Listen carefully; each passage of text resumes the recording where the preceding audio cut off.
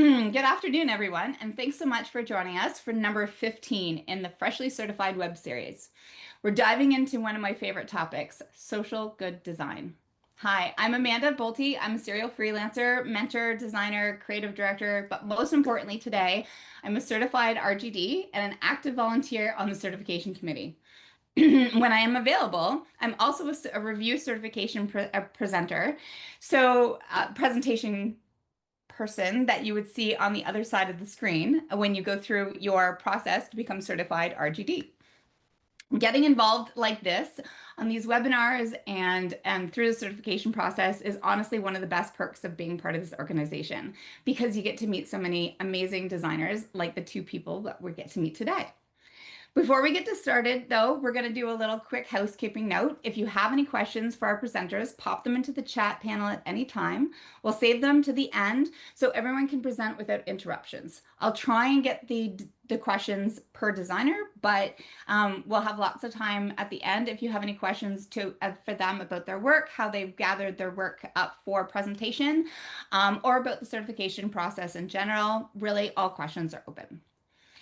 So today's focus, this session is all about the RGD certification experience, especially how to build and present your case studies. Our panel of recently certified RGDs will share how they chose their products, gathered assets, structured the presentations, and most importantly, how they told their story of their work. But first, for anyone who's curious about the bigger picture of RGD and certification, let me give you a quick overview. RGD is a community of over 4,000 like-minded professionals, firm owners, freelancers, managers, educators, and students who share resources, professional development, and a vibrant exchange of ideas. Through RGD, Canadian designers connect, educate, inspire, set professional standards, and advocate for the value of design.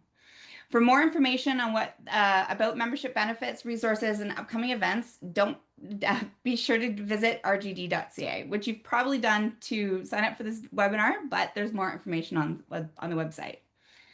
So let's talk about certification at a glance.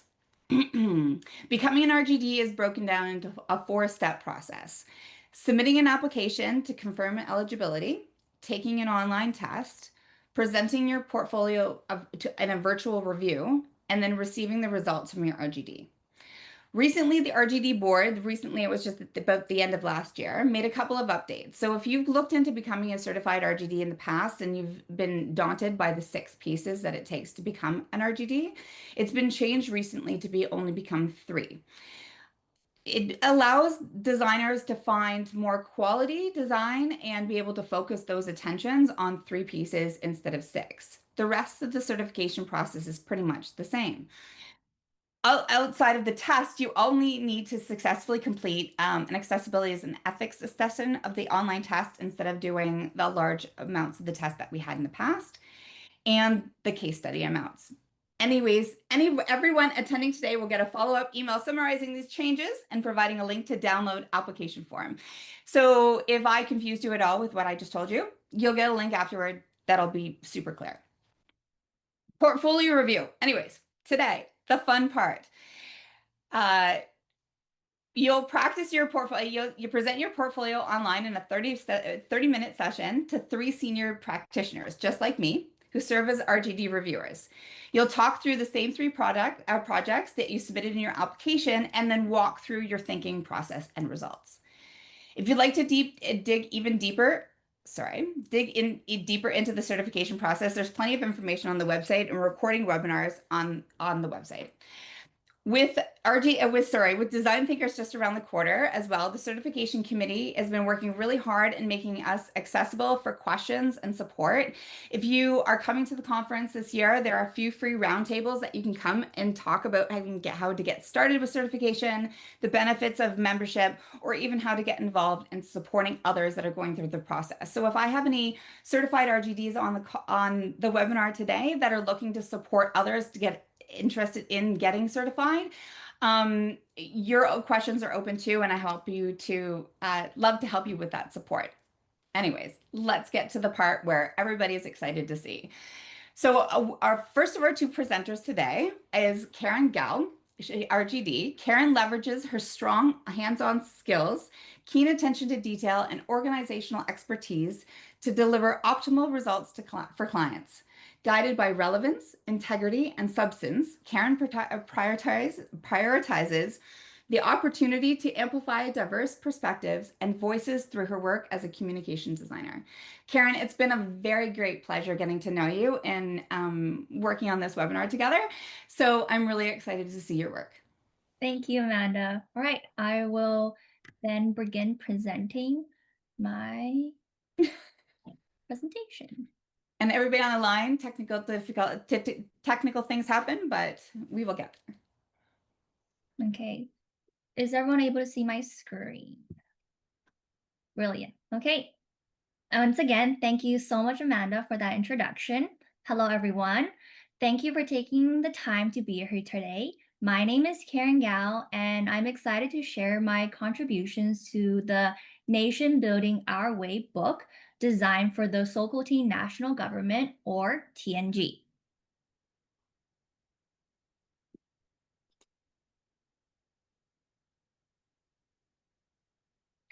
The Sokoteen National Government commissioned RDC, the design studio where I currently work, to produce a printed legacy piece that would capture and celebrate the nation's history, resilience, and ongoing growth.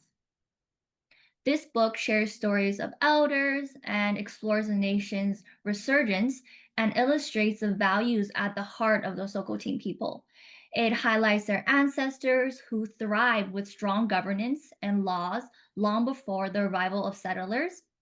It also addresses the impact of colonization and the nation's ongoing efforts to reclaim their jurisdiction over their lands, efforts that have been recognized by the Supreme Court of Canada.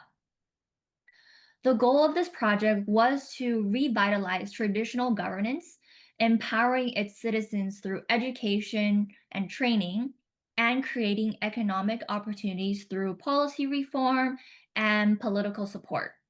The work emphasizes the importance of strong governance and self-determination in nation building.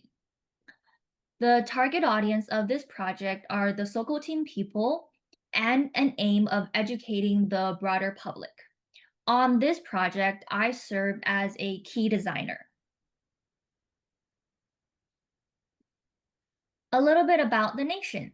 The TNG represents 6 main communities. They are known as the Anaheim, the Red Stone, the Stone, the Neema, the Alexandria, and the Tsuni.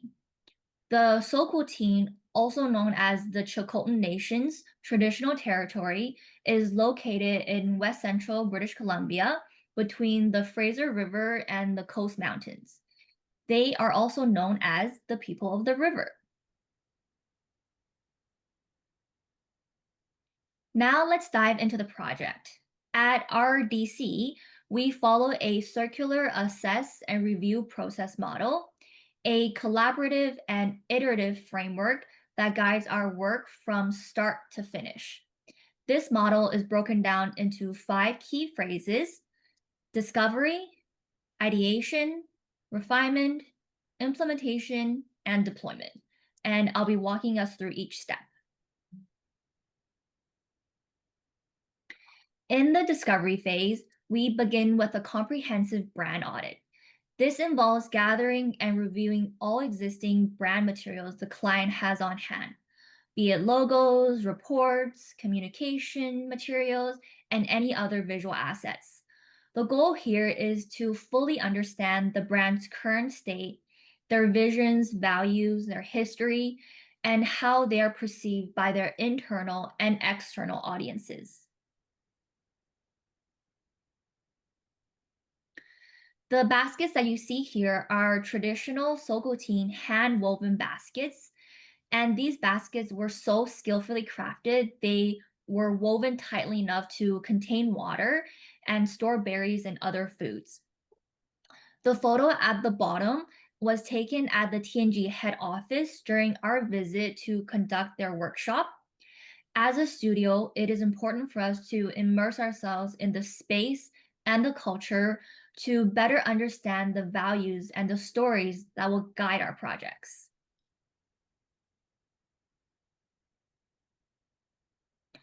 Next, within the discovery phase, we facilitate workshops with key target audiences and stakeholders to gain a deeper understanding of the project's scope and direction.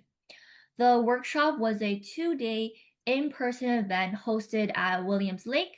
We invited members of the Sokotin Nation, including community members, TNG staff, youth, and chiefs to participate. I was lucky enough to be on site for both days of the workshop. Each session averaged around 3 hours, and these sessions were essential in shaping our strategy as they gave us firsthand insight into the values, the voices, and the visions of the people we are designing for. From the workshop data we collected, we synthesized the insight into a detailed strategy. This strategy became our guiding framework as we moved into the creative development of the book. And as designers, we know good process starts with the basics, mood boarding, from the intricate textures of local flora and fauna to the sweeping landscapes. All of these elements informed our design decisions and helped us create a visual language that feels authentic to the nation.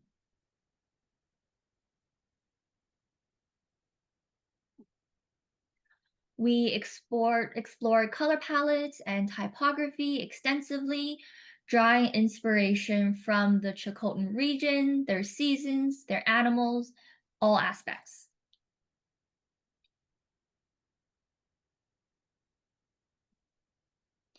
Since this was a publication project, we also dived deeply into layout development, ensuring the design would support clear storytelling and engage readers effectively and accessibly.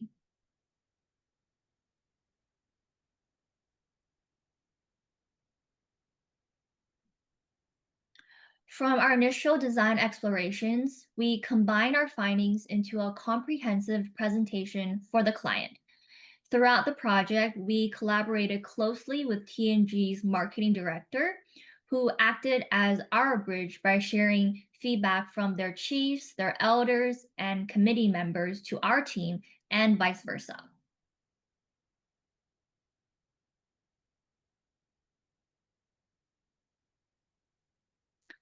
By presenting the client with a clear visual framework, we enable them to refine the book's written content more effectively and source photography from their database that would best support the storytelling, ultimately bring the book to life.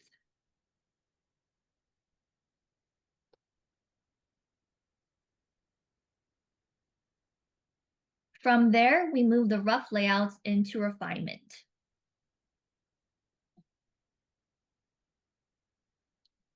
The written content of this book was provided by TNG, while the photographs came from multiple sources, including photographers hired by their staff and one of our own photographers who traveled up to Williams Lake to capture specific local imagery and textures for the usage of this book. Additionally, the artifact photos you see at the top were sourced from the BC Museum archives. And internally, our studio conducted countless rounds of reviews before meeting with the client. This close, collaborative approach allowed us to refine both the layout and the text to ensure accuracy and full alignment with the nation's visions.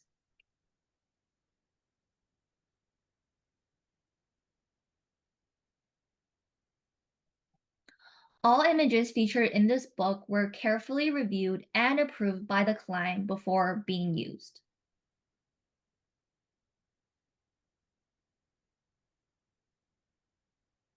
These are some of the cover designs we explored. At this stage, we are also working closely with the printers to develop physical samples of the book. This step is crucial because, as designers, we understand the importance of testing our work in print to ensure legibility, accessibility, and overall quality. The tactile experience is just as important as any other design principle. And here I have a sample of one of our earlier books. I might need to unblur myself in order for you guys to be able to see that. Just 1 second. There we go. This is a sample of the earlier book designs and the earlier cover designs. And this is how it opens up. It's a square book. And it's like that.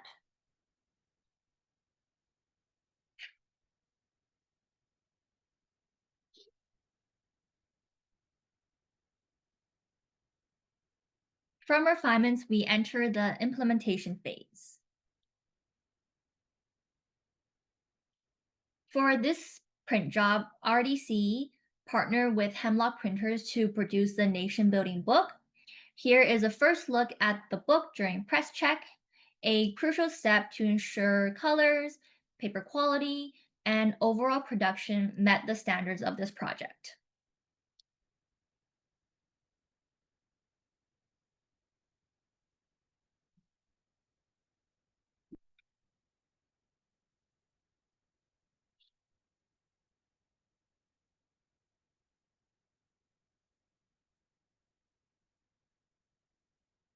Finally, let's take a look at the completed book together. So here I have the copy of the final nation building book, and this book is organized into 9 chapters. Here's our table of content, and we also have a sleeve that opens out to a map of the region.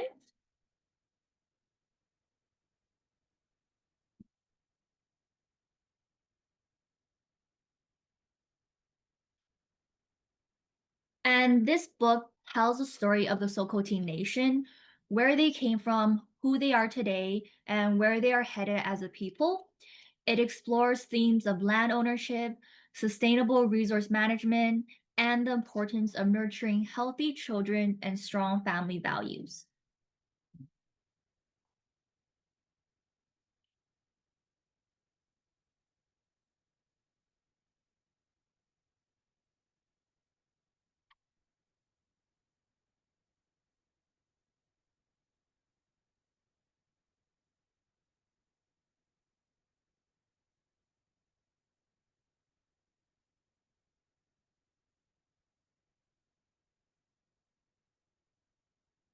At the center of this book, there's a special insert featuring personal stories shared from elders and other community members' perspectives, and this added a deeply personal and culturally rich layer to the narrative.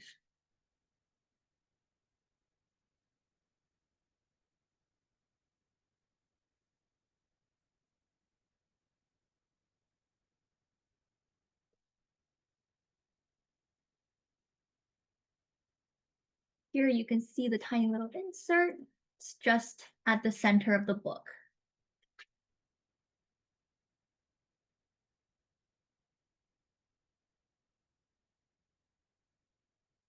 In the final 9th chapter, the book outlines 8 pillars, key goals that the nation is actively working towards. In this section, we chose to treat the images and the text in a slightly different way to visually separate the pillars from the rest of the stories. We also chose a different paper stock quality to activate the tactile senses of the readers when they read this section.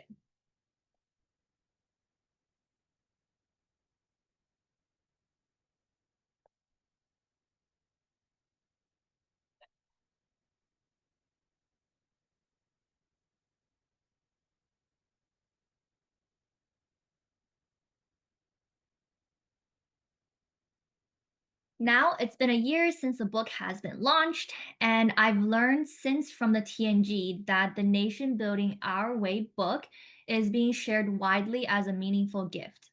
They've been providing copies to people they work closely with, including ministers at both the BC provincial and Canadian federal levels, international allies, such as those at the United Nations, and business and partners engaged with the nations.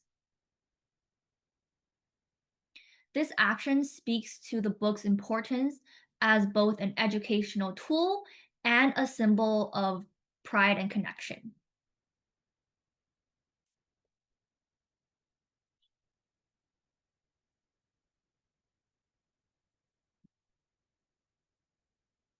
The Sokoteen National Government book, printed by Hemlock Printers, also won the Best Public Service Print Production Award at the 2024 Canadian Printing Awards presented by Gary Gunter. The Sokoteen National Government has truly been a significant client for myself. I invested a great deal of time over the years balancing the work between this nation building book and the TNG rebrand. This was also the first major client I had the opportunity to work with starting out my professional career, and I'm proud of the breadth and the depth of the work I helped create. I sincerely hope that this project brings lasting clarity, pride, and value to the Sokoteen national government for years to come. This concludes my presentation. Thank you kindly for your time and attention. At this point, I'll pass the conversation back to the host, and I'm happy to take any questions. Thank you so much for your time. Karen, that was beautiful. I don't know if you can see all the chat, but like there, everybody is just like kudosing you. Where can we acquire this book from, please? I think that was one of the questions. Thank you so much, everybody. I have not been, not been aware of the chat, but I'm glad to take any questions. I'll take a read. I can also stop sharing. Is that okay? Yeah, that's okay. You can Yeah. that'd be great. I'm just gonna absolutely. I just wanted to say that presentation was fantastic. I really, from a presentation perspective, I enjoyed outside of the stellar, fantastic work. But I have a poker face, can you tell? But I really liked the pauses that you were able to take to allow the viewer to really see the work that you're working on. I think that's important too. I know I'm guilty of going too fast sometimes, and I really liked that pause and being able to understand and see the work for the beauty that it was. So, congratulations.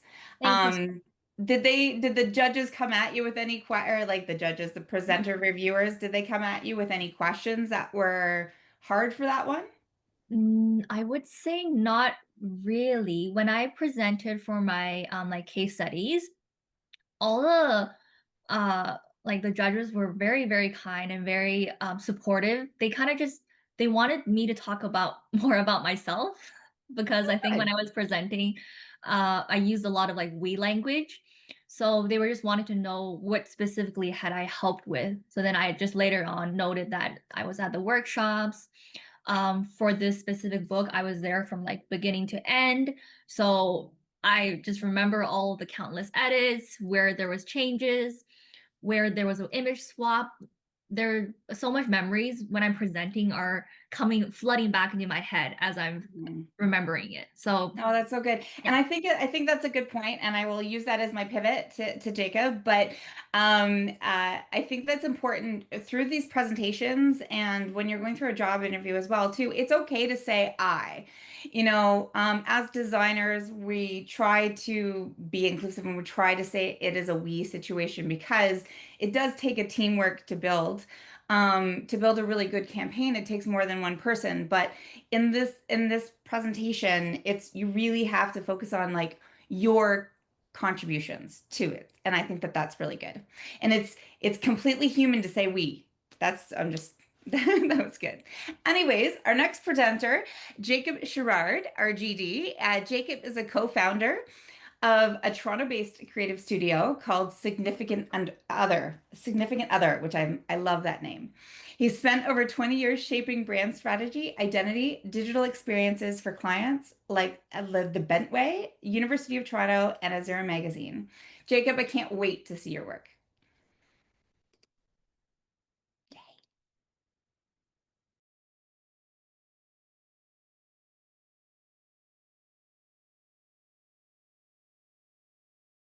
Oh, You're muted, Jacob.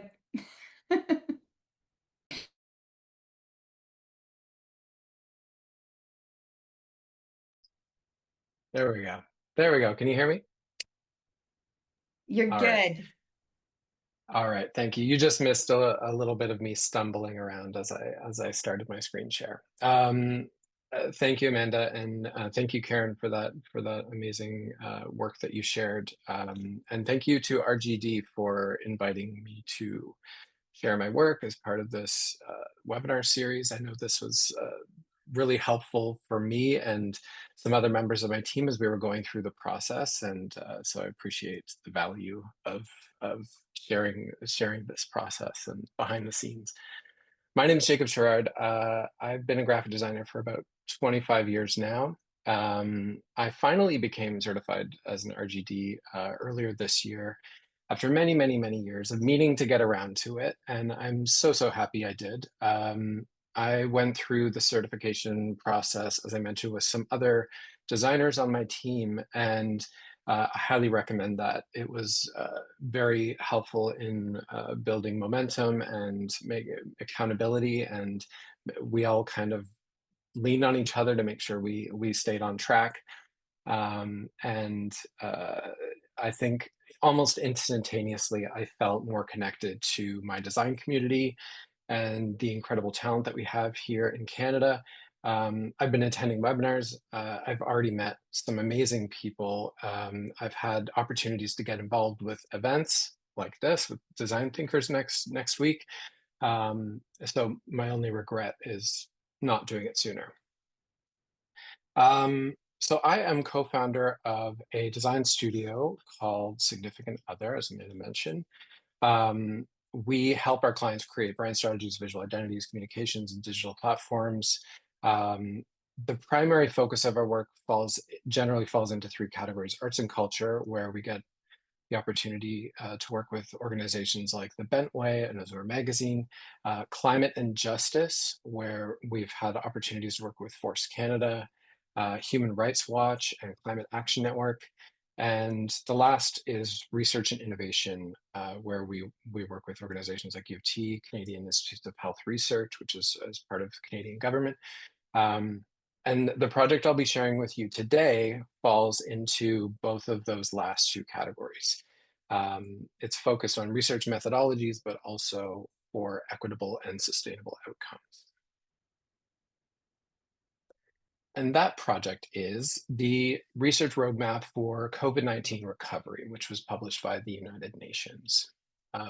This project, as you can probably gather from the title, is a few years old now, but it's one of the reasons why I included it in my application and I'm sharing it here today is because it feels like one of the fleeting opportunities that I've had as a designer throughout my career to have a global impact or influence through the work, even if it's just in a small way.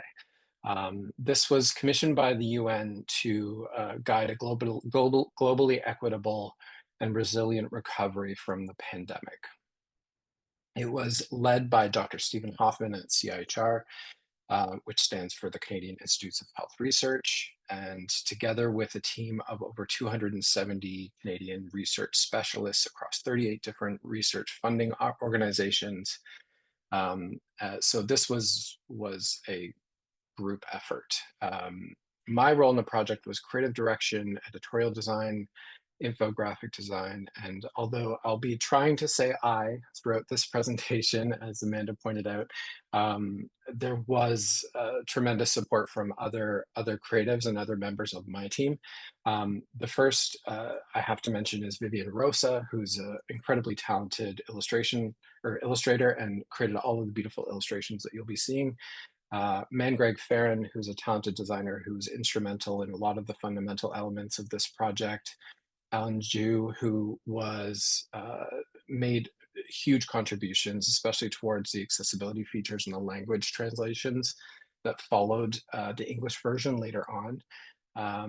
And together with all of them, this end result is what we'll be looking at. In the spirit of openness and transparency, everything that I'm sharing here is basically as it was presented to RGD during my certification process. I'm first going to walk through the slides that were part of my virtual presentation, and then I will be quickly running through some of the slides I included in my application PDF, which are a lot more text heavy and frankly, I think less pretty when we're in a presentation situation. But I wanted to share that just because I feel like it would have been helpful for me to see before putting my application together and doing the virtual portfolio review. So this is our beautiful cover here. The primary goals for this project were to design a publication that could translate complex research methodologies into clear, accessible, and visually compelling documents. Supporting a global audience, which meant accessibility, inclusivity, and clarity were non-negotiable right from the outset. And we knew from the start that there were plans to translate the document into different languages. And we also wanted to convey a vision of positivity and optimism in the face of the global pandemic. I don't know how many people on the call have vivid memories of that time, but the outlook wasn't great. And so we really wanted to counter that with color and optimism and hope. So one of the elements we started with were the infographics that are found throughout the document. And these, took shape initially because they were some of the first pieces that were ready. A lot of the long form written content was still being authored and coming together and being reviewed and finalized by all the people that contributed to it. So we took these pieces that felt semi-final and kind of started there and worked outward from that. We also started with some of the most important visuals, I guess, in the document in terms of conveying the overall importance of this moment in time. This was an example of a timeline of sorts that shows, the journey from 2015 when there were frameworks introduced to, such as the Sustainable Development Goals from the UN and the Paris Agreement and whatnot, and the way that COVID has kind of interrupted a lot of the prioritization of those things. And this kind of fork in the road where we were sitting at that time in terms of achieving that equitable, resilient, sustainable future. So we also were looking at how research methods impacted the Sustainable Development Goals. And if you're familiar at all with the UN Sustainable Development Goals, you know that there's a very clean, aesthetic, and colorful palette that is part of the presentation of those goals, and that's kind of woven throughout all of the communications about them. And this document highlights several areas that were particularly at risk in the wake of the pandemic. So we took inspiration from that bright, vibrant color palette and tried to carry it through this document. There was also a lot of very dry kind of process diagrams when they were shared with us, that we were tasked with kind of making a little bit more engaging, and also maybe bringing in a little bit of visual metaphor where it made sense and where it supported the message. So that was a really fun process to kind of discover what those visual metaphors could be and how could we portray that and still carry it through the look and feel of the rest of the document. One of the keys to this project's success is with our collaboration with illustrator Vivian Rosa. I worked closely with her and the client to develop cover, which you can see a close-up of the cover here, as well as 5 full-page illustrations, and a library of spot illustrations. And you know, these were used not only throughout the document, but also in supporting materials, social media, you know, communications about the document. There was also a companion summary, like a one-pager that was circulated. And so having this library of stunning visuals really helped breathe life into the whole document and bring everything together. And it was also key in you know, how we incorporated diverse cultures, ages, abilities. We were able to show a variety of clothing, hairstyles, skin tones, and really make this feel as though people could see themselves in these pages. It was also important that the visuals didn't depict any specific places. So instead, we opted for simple backgrounds that we could, you know, that could be anywhere, and we wanted everything to be flooded with color and light. The final design system is anchored by a clear typographic grid and structured color coding for easier navigation. So a lot of the infographics we were looking at before, the reason why there's one dominant color for that particular infographic is probably because it fit into one of these sections. And that allowed for a really beautiful reading experience as you're going through the document and seeing the colors shift. And it became a form of wayfinding, but also a way to marry content together and thematically kind of connect things. The edge coloring was really fun when you on a printed version, when you actually got to flip through it, because you could see the spine or the edge of the page shifting color. Typefaces were selected for their clean aesthetic, their open licensing options, and expansive language support. We used pop-ins for headings, work sans for body text, and every design choice from color contrast to font selection was tested and exceeded global accessibility standards, including WCAG guidelines. So the final publication spanned 128 pages, and it's been, since its initial release, been translated into multiple languages, which has extended its reach. Since launch, it has informed millions of dollars in research, investments, and policy decisions related to the COVID-19 recovery. And that to me is the piece that I'm most proud of in my involvement in this. And to be clear, a lot more work went into the writing of this content and the research and the review and the global dialogue that went into creating this framework. But by us coming in and putting it into a package that is you know, accessible and that people want to actually pick up and read, and that communicates the ideas within it clearly, I feel proud of that that contribution, small as it is. I think you know, another piece that we're proud of is that it was recognized with a gold trophy in the 2022 Anthem Awards, which is very, very lovely.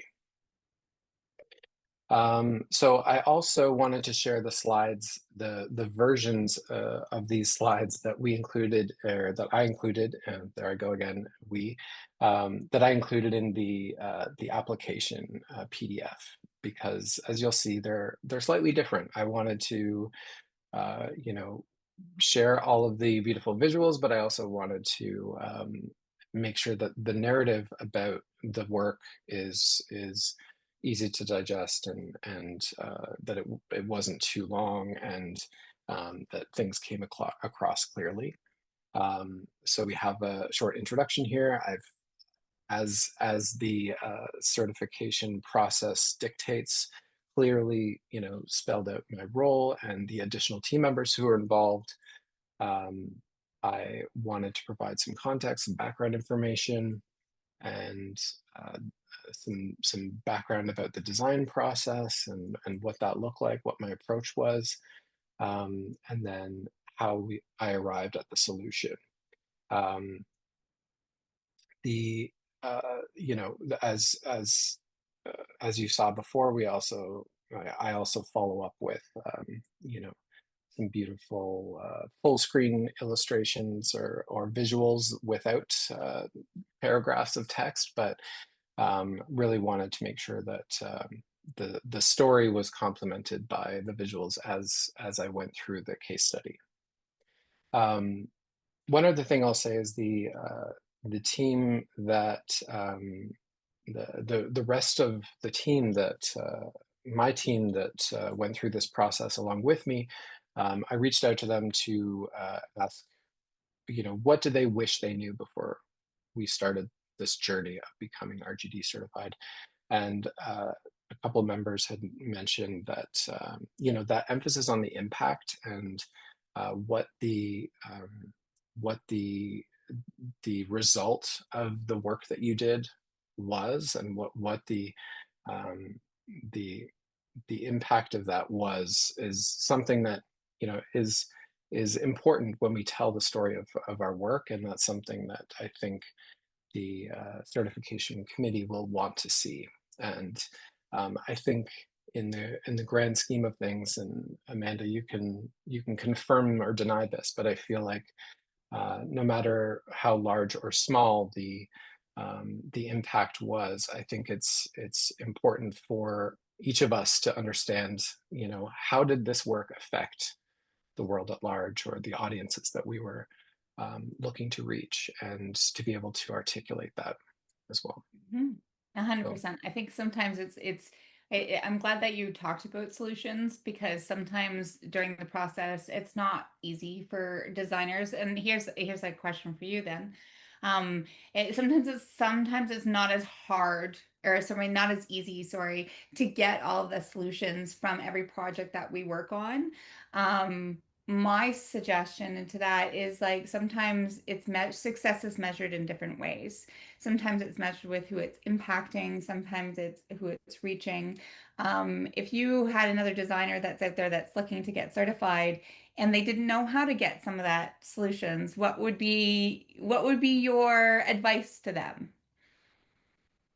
I think the absence of like any kind of hard data, like how many times was this downloaded, how many times was this website accessed, how many times, so everything in this day and age, or a lot of things are measured in a very numerical kind of sense. But in the absence of that, I think one thing that you could do is just reach out to the client that you're working with, or even the audiences that you were looking to reach, and ask for a testimonial, ask for some words about how this impacted them and how it was received. Mhm. Because I think that carries a lot of weight in the That's a collaborative work fantastic. that we do as designers. That's a fantastic idea. Before I bring Karen back up on the screen, you can turn your video back on. There was one comment in here, and Juliana, who is in the audience today, Juliana is my counterpart on the certification committee, who works very hard at looking at all the freshly certified candidates that we can come and make a story ourselves for. She said, I really like how the colors were used on the monotone scenarios, and how the illustrations contributed to a report identity that is relaxing, and it also brings a heavily data report to something enjoyable to read. And I really liked that comment. I also loved the presentation, like the color, the way that you've accentuated the design that you're trying to present in another way as well too. Like you've really brought that color palette all the way through, and using your own typography as well through it really brings that consistency all the way through the project. So not only the work is phenomenal between both of you today. But it's also, it shows really great presentation skills on how you get that story across. It's not all, sometimes with design, it's not just what you're saying, it's how you're saying it, right? So my question to both of you in the last little while here, oh, actually, before I do that, Karen, we did have a question that came in at the very end. Someone asked, how did you feel the workshops affected your work or the outcome of the work? Oh, the workshops, it was Yeah. my first time attending something like that, where back in school it was all just hypothetical. You had your own research and you went running with the research. But then at the workshops, you hear real people's concerns, like what's actually troubling them from day to day, what's working, what's not. Those are real voices that you're hearing and concerns that you need to take into consideration. So I think having um I won't call it a problem, but having an obstacle and then having a face behind it, it made that connection and that maybe drive to find a solution that would actually help the human experience a little bit better, even if it was just down to like, let's choose a paper stock quality that maybe gives a little bit more grit, or let's like bump up the text just a little bit so that elders or people who are maybe not as used to reading long passages in print could read it a little bit better. So all these tiny, I think, considerations from learning that were taken from the workshop and that were insights from the workshop really helped to make it feel like a more grounded piece. Yeah. I love that. I love every word of that, that analogy. That's fantastic. Jacob, I don't know if you have anything to, you look like you, have you ever done any workshops or any I'm sure customer a insight? seasoned workshop person. I'm not. I think from my perspective, I usually am like I can't sell a product if I don't go into the store and talk to the consumers and understand kind of what their perspective is for that as well too. I think that was, I liked how you included that as part of your presentation. I think it built that story really nicely as well too. And I think that's important to take away is like not Jacob, your presentation and story building was completely different from Karen's, but it didn't make it any better or worse. It was just like how you had to tell the story to convey the information that you were trying to say, right? So I'm sorry, I that landed with a not really of a question. That's terrible, terrible hosting, Amanda.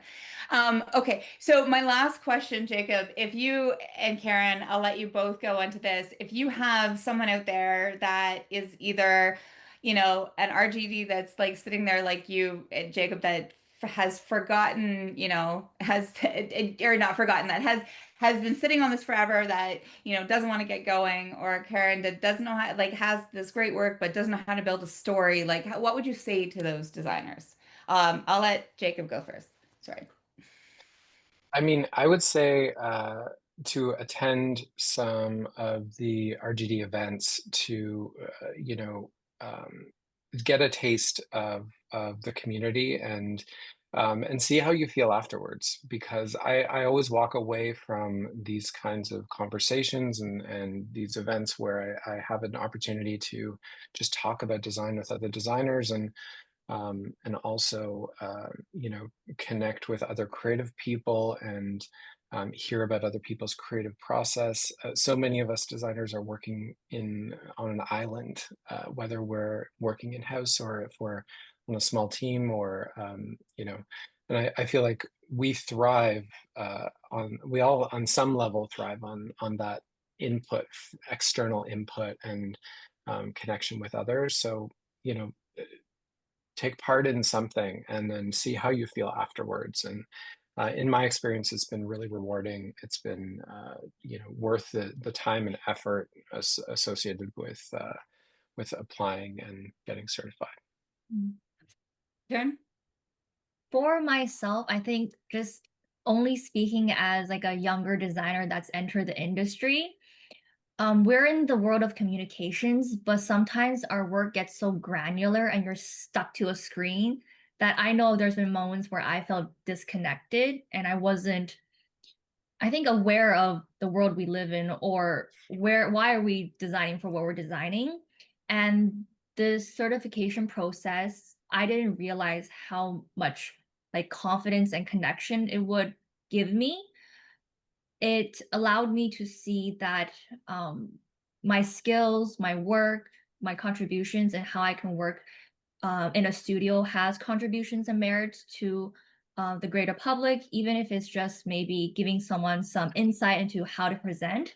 So putting yourself out there, it's scary, but it the process you learn about yourself through the certification is going to give you insights that you wouldn't have had before if you kind of just stayed in your little cubicle and worked hard on the work that was in front of you, which is very important. But I think give yourself a chance to see where you are in your career and where you can head in your career.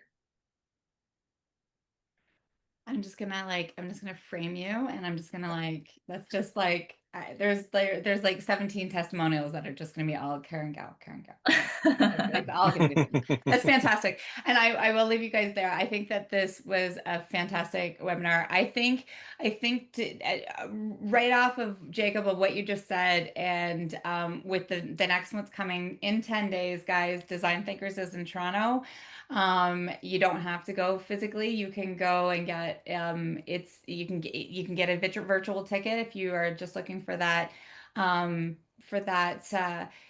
that connection on a inspiration from a digital perspective. But if you are out there, there is 2 free roundtables just on certification.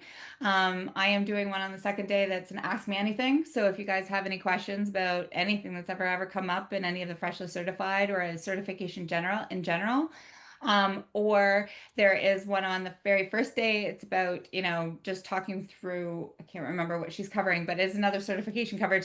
Both of them are going to be great if you're looking to have more information. But the conference in general, like to Jacob, to your part, it's vibing. Like it's the energy that friends get from design thinkers. So if you are on the fence about going, go. You'll never, I promise you, you come at me and you tell me if you had a terrible time, and I bet you nobody will say that.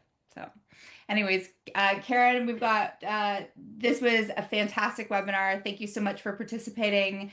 See you all at Design Thinkers next week.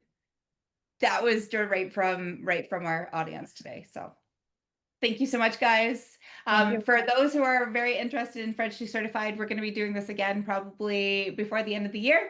So keep a lookout in your emails, and yeah, have a great day, guys. Thank you so much, everybody. Thanks, everyone. Bye.